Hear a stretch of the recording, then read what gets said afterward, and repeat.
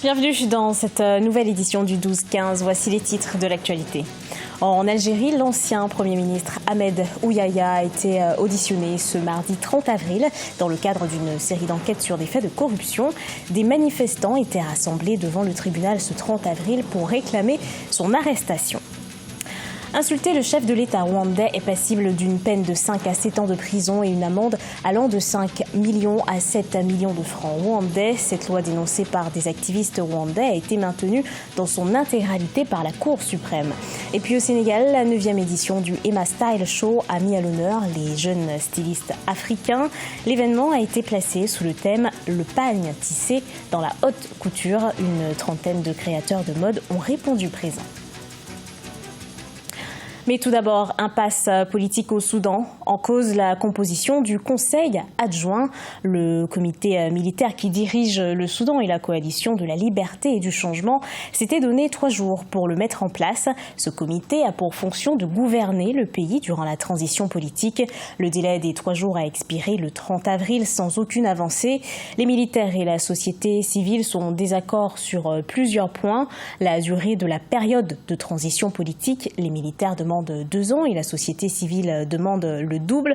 Autre point de désaccord, la composition des membres du Conseil adjoint. Les militaires soudanais veulent 10 membres alors que la coalition de la liberté et du changement demande un conseil de 15 membres. Série d'enquêtes anticorruption en Algérie. Depuis le départ d'Abdelaziz Bouteflika, la justice algérienne a lancé une vaste série d'enquêtes.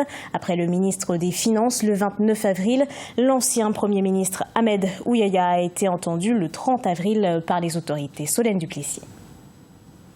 L'ancien Premier ministre Ahmed Ouyaya, auditionné ce mardi sur des affaires de dilapidation de fonds publics et d'avantages indus. Particulièrement impopulaire en Algérie, Ahmed Ouyaya, en poste depuis 1995, a été poussé à la démission en mars dernier sous la pression d'un mouvement de contestation massif. Des manifestants étaient rassemblés devant le tribunal ce 30 avril pour réclamer son arrestation. C'est un homme qui est rejeté par la population, très critiqué par l'opposition, impopulaire à cause de ses positions, impopulaire à cause de sa discipline à appliquer des politiques économiques et sociales, souvent contre l'avis de la population et contre le bon sens aussi. L'audition d'Ahmed Ouyaya intervient dans le cadre d'une série d'enquêtes lancée par la justice algérienne depuis la démission d'Abdelaziz Bouteflika le 2 avril dernier.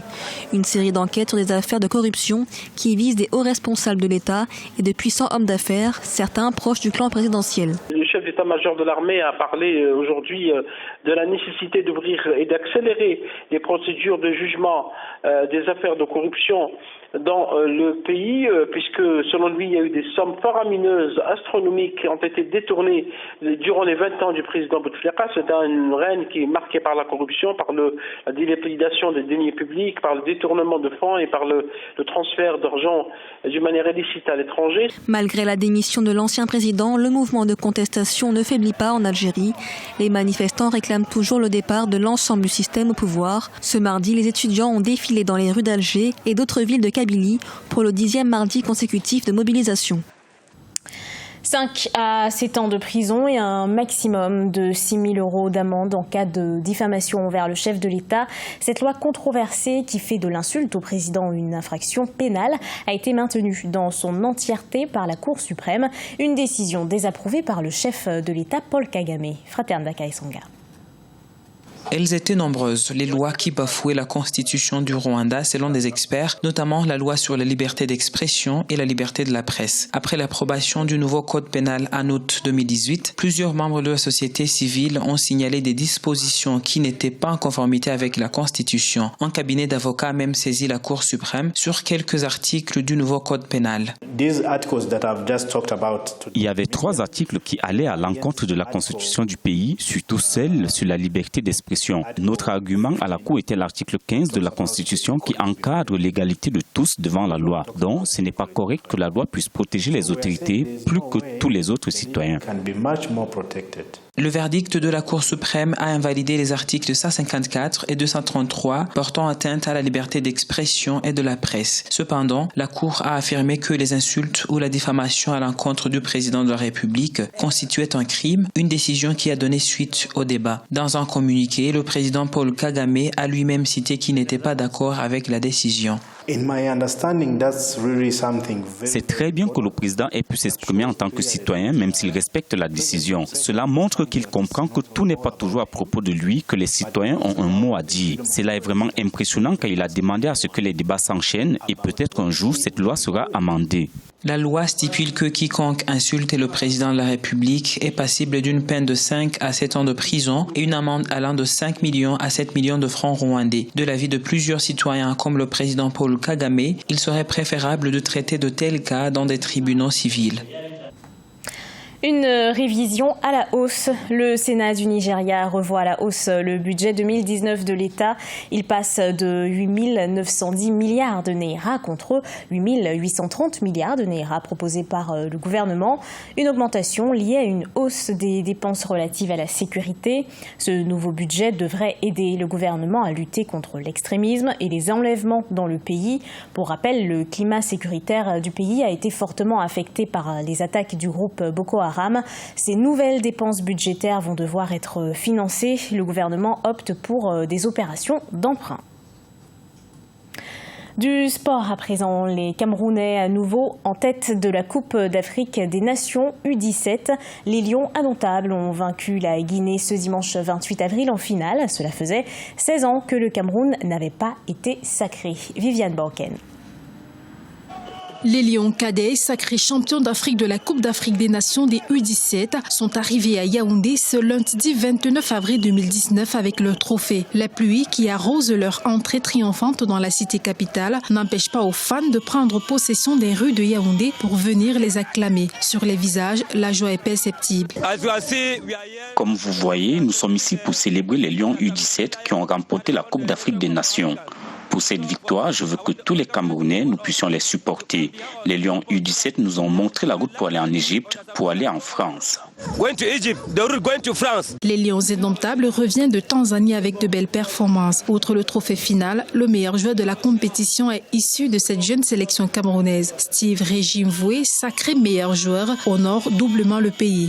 De là où nous étions, on était déjà excités à recouvrir nos terres afin de célébrer avec le peuple camerounais notre trophée. Et nous remercions vraiment toutes les délégations qui se sont mobilisées afin de nous recevoir.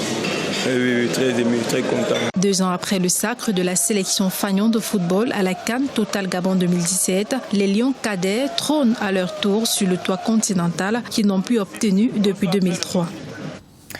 Une 9e édition sous le signe de la promotion de l'artisanat et de la production locale. Au Sénégal, le Hema Style Show, qui s'est déroulé ce 26 avril, a lancé le premier incubateur de jeunes entrepreneurs dans le secteur de la mode et du textile. L'événement panafricain a réuni 500 participants. Ange Bijouno-Menio. Pour sa 9e édition, le gala annuel Hema Style Show a encore rassemblé divers acteurs de l'industrie de la mode à Dakar. L'événement, qui se veut un rendez-vous caritatif, a été placé sous le thème « Le pagne tissé dans la haute couture ». Le Burkina Faso est le pays qui aura été à l'honneur pour cette édition. J'ai choisi comme thème le pain tissé parce que, vous savez, le pain tissé, il est fait en Afrique et ça fournit du travail. Vous voyez, il y a des femmes dans les villages partout qui tissent, il y a les tisserands.